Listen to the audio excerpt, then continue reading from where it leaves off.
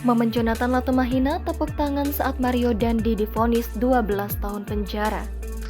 Beginilah reaksi Jonathan Latumahina, ayah dari korban David Ozora, setelah mengetahui Dandi Satrio divonis pidana 12 tahun penjara. Seperti diketahui, Mario Dandi Satrio merupakan pelaku utama dalam kasus penganiayaan anak korban Kristalino David Ozora.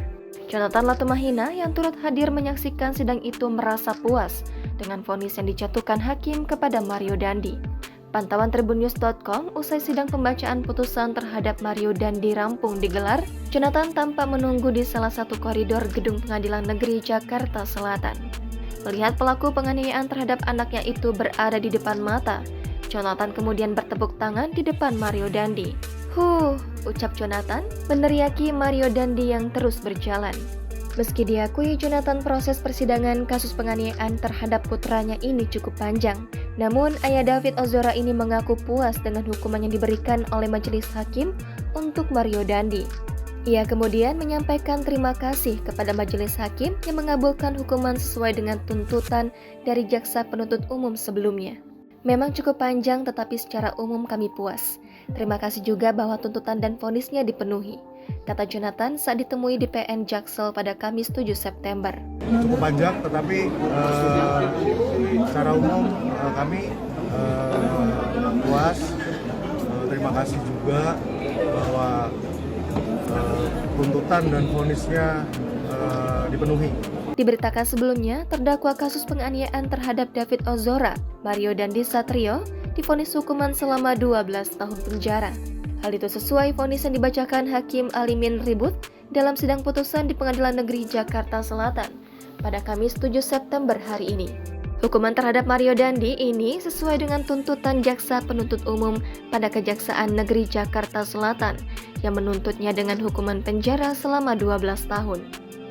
Dalam amar putusan yang dibacakan hakim, Mario Dandi dinyatakan terbukti secara sah dan meyakinkan terlibat penganiayaan terhadap David Ozora.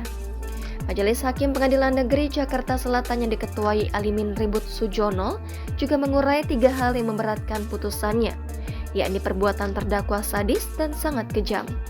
Selain itu, terdakwa Mario Dandi juga menikmati perbuatannya, bahkan melakukan selebrasi serta menyebarkan rekaman video atas perbuatannya.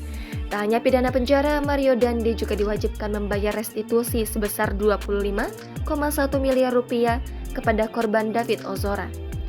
Restitusi 25,1 miliar rupiah sebagian dibayarkan dengan cara melelang mobil Rubicon yang dipakai saat kejadian serta harta lainnya. Sebelumnya, jaksa menyatakan Mario Dandi terbukti melanggar pasal 355 KUHP tentang penganiayaan berat berencana. Majelis hakim memastikan Mario Dandi telah melakukan penganiayaan berat dengan cara melakukan pemukulan ke arah kepala, menendang bertubi-tubi ke kepala, menginjak kepala belakang korban, memukul wajah, serta membuat korban David Ozora tidak sadarkan diri. Akibatnya, korban David mengalami penurunan kesadaran. Hakim juga mempertimbangkan hasil pemeriksaan kesehatan David, di mana tidak ditemukan pendarahan atau retak pada otak. Kondisi ini justru membuat lebih mengkhawatirkan kondisi korban karena artinya kabel-kabel pada otaknya sudah robek. Apalagi dari hasil MRI, ditemukan bercak putih di jembatan yang menghubungkan otak kanan dan otak kiri yang berfungsi sebagai penyalur motorik, sensorik, dan informasi kognitif. Kondisi ini berarti peluang pulihnya hanya 5%, dan kalaupun pulih tidak mungkin bisa 100%. Sementara adanya perencanaan ditunjukkan dari perencanaan terdakwa untuk menemui korban David dengan memanfaatkan sang pacar AG untuk mengambil kartu pelajar. Unsur perencanaan juga dibuktikan saat terdakwa meminta Shane Lucas untuk merekam aksinya menganiaya David.